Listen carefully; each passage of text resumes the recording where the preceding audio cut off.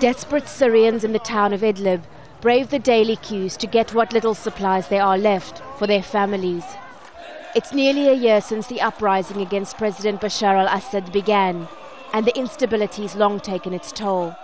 Activists say this video, which Al Jazeera cannot verify, is among the latest images taken in the city of Homs, that's reportedly been under siege for over 2 weeks. The government's been trying to crush a rebellion here, from where many army defectors are said to come, and the Bab Amr district has seen some of the worst effects of the fighting.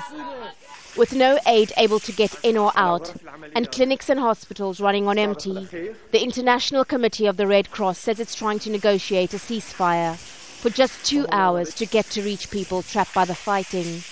I cannot really say much except that the ICRC is actually exploring several possibilities for delivering humanitarian aid that is needed urgently.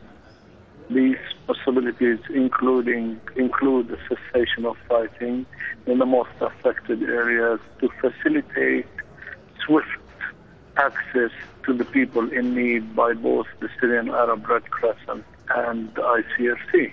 And the content of these discussions that we are having with the Syrian authorities and others involved in the fighting remains bilateral and confidential.